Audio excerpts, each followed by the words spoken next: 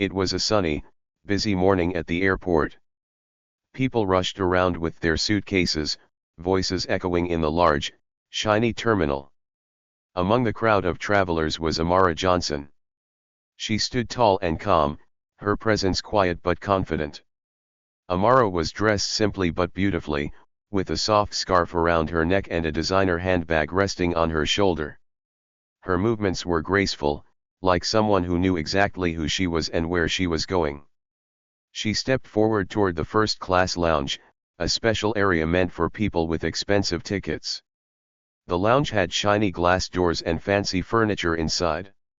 Amara walked up with a polite smile on her face, holding out her ticket to the attendant at the desk. The attendant, a woman with neatly tied hair and a crisp uniform, looked at the ticket. For a brief moment, her expression changed. Doubt flashed in her eyes, quick but noticeable. She looked at Amara as if something didn't quite fit.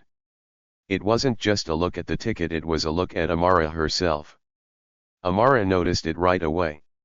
She didn't need anyone to tell her what it meant. It was a look she had seen before, too many times to count. It was the look of someone judging her without knowing her. But Amara didn't flinch. She had learned long ago how to stay calm when people doubted her. "Good morning," Amara said, her voice warm but firm. She gently pushed the ticket closer, making it clear she expected the same respect as anyone else in the line. The attendant gave a thin smile and cleared her throat. "Just a moment, please," she said, her voice polite but cold. She glanced at the ticket again, as if searching for some mistake. Amara stood quietly, watching as the attendant hesitated. Behind her, the other travelers in line began to murmur. Some glanced at Amara with curious expressions, while others looked impatient. Amara could hear a man chuckling softly behind her. "Probably in the wrong line," he muttered, not even trying to hide his words. Her jaw tightened, but she didn't turn around. She didn't need to give him the satisfaction of a reaction. To the people around her, Amara might have seemed like just another traveler, but they had no idea who she really was. They didn't know the strength she carried inside, the challenges she had overcome, or the dreams she had turned into reality.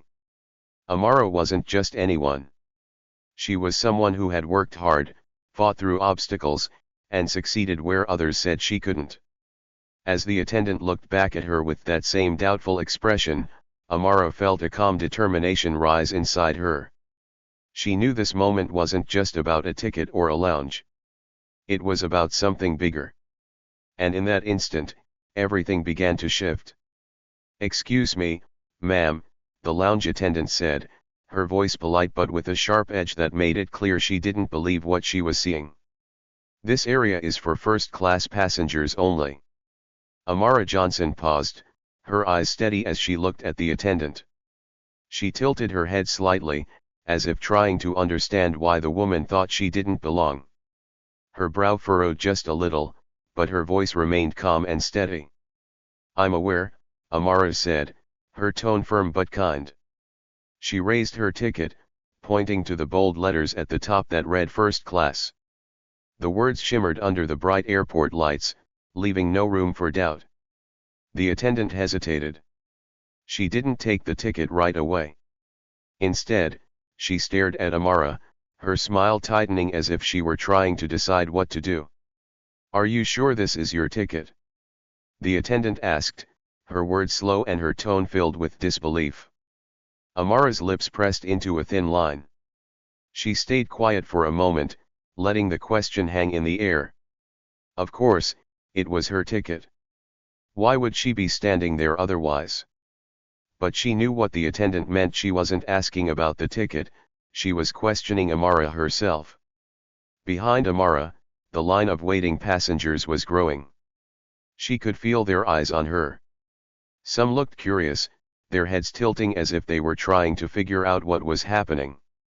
Others seemed impatient, shifting their weight from foot to foot. But it wasn't just the line she noticed, it was the low murmurs, the whispers that traveled like ripples in the air. From nearby, a man dressed in a crisp, tailored suit stood watching. He leaned slightly to the side, crossing his arms as he smirked. Then, with a soft chuckle, he muttered, "Probably a mistake," just loud enough for Amara to hear. Amara's jaw tightened. Her fingers clenched the strap of her handbag, but she didn't turn around. She didn't need to. She had heard words like that before, and she had learned not to let them show on her face. Still, the man's words stung, and she could feel the heat rising in her chest. She took a deep breath, standing straighter. Amara wasn't new to this. She had been doubted, overlooked, and judged all her life. People often assumed she didn't belong, that she couldn't possibly have worked hard enough or been smart enough to earn her place. But they were wrong. This time, she decided, she wasn't going to let it slide. She wasn't going to just walk away quietly, pretending it didn't matter. It did matter. Not just for her, but for everyone who had ever been treated like they didn't belong. The attendant finally reached for the ticket, her fingers hesitant as she scanned it again. Amara stood still, her gaze unwavering. She didn't say another word, but her silence spoke loudly. It said, "I belong here, and you will see it too." The lounge attendant, clearly unsure of what to do, stepped away from the desk. "Let me check with my manager," she said quickly, leaving Amara standing alone. Around her, the soft hum of whispers grew louder. The other passengers in line shuffled impatiently, some glancing at their watches, others outright staring at Amara as if she were the cause of the delay. A man in a sharp suit stood a few feet away, his arms crossed. He tilted his head, a smug grin spreading across his face. With a slight shake of his head, he let out a low chuckle. "What a waste of time," he muttered, making no effort to keep his voice down. The arrogance in his tone was almost as loud as the words themselves. Amara stood still, her face calm, but inside, her thoughts were moving fast. Her fingers hovered over her phone. She wanted to call someone, maybe the airline's customer service or even someone higher up to report what was happening. But she stopped herself. No, this wasn't the time for that. She wasn't going to let emotions guide her next step. Instead, she chose to observe. Her eyes moved quietly around the lounge area, watching how the staff interacted with other passengers. A well-dressed man approached the desk, his first-class ticket in hand.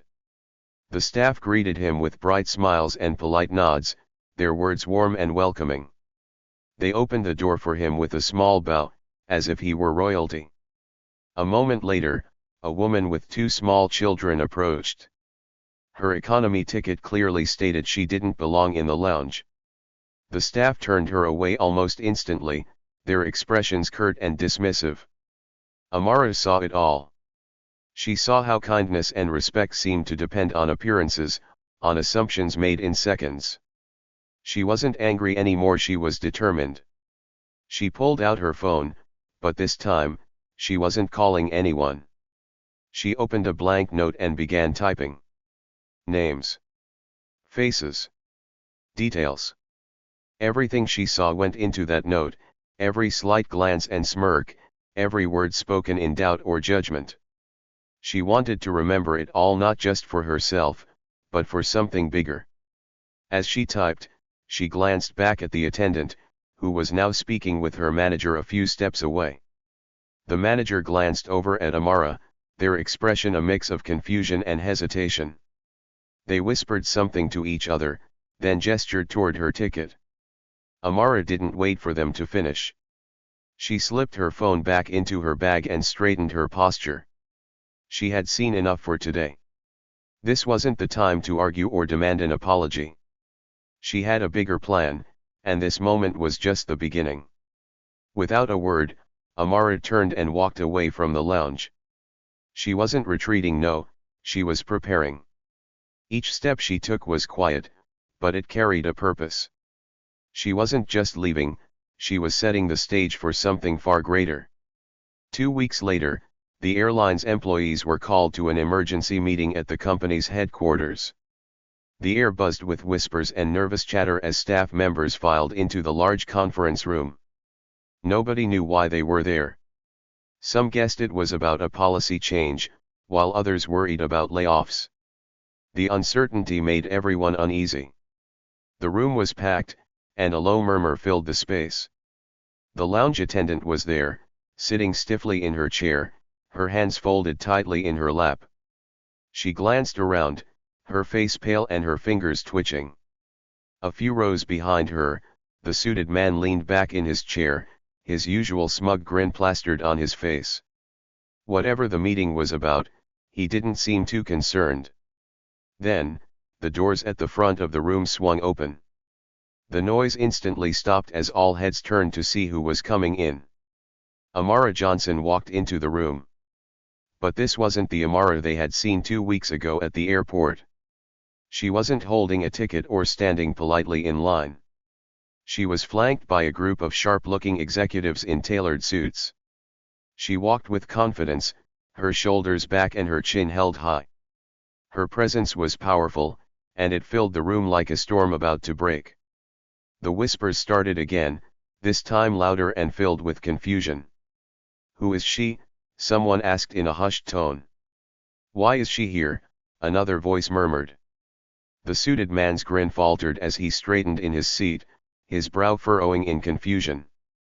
Amara stopped in the middle of the room. She looked around slowly, taking in the sea of faces before her. She didn't rush to speak. Instead, she let the silence stretch, building the tension until everyone was hanging on her next move. Finally, a brave voice broke the quiet. "Who are you?" Amara turned to the source of the question, her eyes calm but sharp. Her gaze shifted briefly to the lounge attendant and the suited man, who both looked increasingly uncomfortable. Then, she smiled a small, knowing smile that carried the weight of someone who had already won. "My name is Amara Johnson," she said, her voice strong and steady. "And as of today, I am the majority owner of this airline." The room erupted in gasps. A wave of disbelief washed over the crowd. The suited man's face drained of color, and he slumped back into his chair, his mouth slightly open. The lounge attendant clutched the paper in her hands so tightly that it crumpled, her eyes wide with shock. Amara let the noise settle before continuing. "I called this meeting," she said, her voice cutting through the room like a blade, "because I want to make one thing clear. This airline will no longer tolerate discrimination, arrogance, or disrespect. We are starting fresh. From today onward, we are building something better. For everyone." Her words hung in the air, powerful and final. The room was silent, filled only with the sound of heavy breathing and pounding hearts. Amara's gaze swept the room one last time, ensuring her message had landed. And then, with the same confidence she had walked in with, she turned and left, leaving the stunned crowd in her wake. Amara wasted no time once she took control of the airline. Her first move was firm and clear. The lounge attendant and the suited man, who had both treated her with disrespect and arrogance, were escorted out of the building by security. Their termination letters were handed to them on the spot. The message was loud and simple: there was no room for prejudice or unkindness in her company. But Amara didn't stop there. She knew this wasn't just about two people. It was about changing an entire culture, one that had allowed unfair treatment and disrespect to flourish. She sat down with her team of executives and began laying out her plans for a better, stronger airline. One of her first big steps was launching mandatory diversity training for all employees. From the ticket counter to the top executives, everyone was required to attend. The training focused on teaching kindness, fairness, and respect for all passengers, no matter their background or appearance. Amara wanted her airline to be a place where everyone felt welcome and valued. Next, she announced a scholarship program to support underrepresented groups in aviation. Amara wanted to make sure that more people, especially women and minorities, had the chance to become pilots, engineers, and leaders in the airline industry. The scholarships were her way of opening doors that had been closed for too long. She also worked to improve customer service across the company. She set up new rules and rewards to encourage employees to treat every passenger with dignity and care. Amara knew that great service started with happy, motivated staff, so she made sure her employees felt appreciated and supported. She believed that if the workers were happy, the passengers would feel it too. Soon, word of Amara's bold actions began to spread. News outlets picked up her story, and headlines celebrated her as a symbol of strength and resilience. Articles called her a trailblazer and praised her vision for making the airline more inclusive and fair. Social media exploded with support. Hashtags like #FlyWithRespect and #AmaraTakesFlight started trending, with people from all over the world sharing their admiration for her courage and leadership. Passengers who had once doubted Amara now watched in awe as she transformed the airline. Many of them had never thought twice about how others were treated, but seeing Amara's changes made them reflect. The lounge attendant and the suited man who had laughed at her were gone, but their actions had sparked a revolution. Under Amara's leadership, the airline quickly became one of the most respected companies in the industry. It wasn't just about flying anymore, it was about making people feel valued and respected from the moment they stepped into the airport. Passengers began to notice the difference, and positive reviews poured in. Amara's journey from being doubted to becoming a symbol of change inspired millions. She showed the world that strength doesn't come from shouting or fighting, it comes from standing tall, staying calm, and taking action. And in the end, she proved that sometimes, the best way to respond to unfairness is to create something better than anyone ever imagined. Amara stepped onto her private jet, her footsteps light but steady. The soft hum of the engines filled the cabin as the crew greeted her with warm smiles. She nodded back, her face calm, but her mind was alive with thoughts. She took her seat by the large window, the one that gave her a perfect view of the open sky. As she fastened her seat belt, she let out a small breath and leaned back. The journey here had not been easy. She thought of all the times people had doubted her, all the moments when she had been told, directly or indirectly, that she didn't belong. She remembered the stares, the whispers, the laughter, and the comments that had tried to put her in a box. But here she was, sitting in a seat that she hadn't asked for, she had created it for herself. The jet began to roll down the runway, and Amara looked out at the horizon. The sky stretched endlessly, its soft hues of blue and gold blending together like a promise. It made her think about how much her life had changed. For years, she had been told what she could and couldn't do, where she could and couldn't go, and who she could and couldn't be. But she had decided long ago that no one else would define her future. She had worked hard, stayed strong, and built a path that was hers and hers alone. She didn't fight for a place in someone else's story, she had written her own. Her mind drifted back to the day at the airport, where it all began.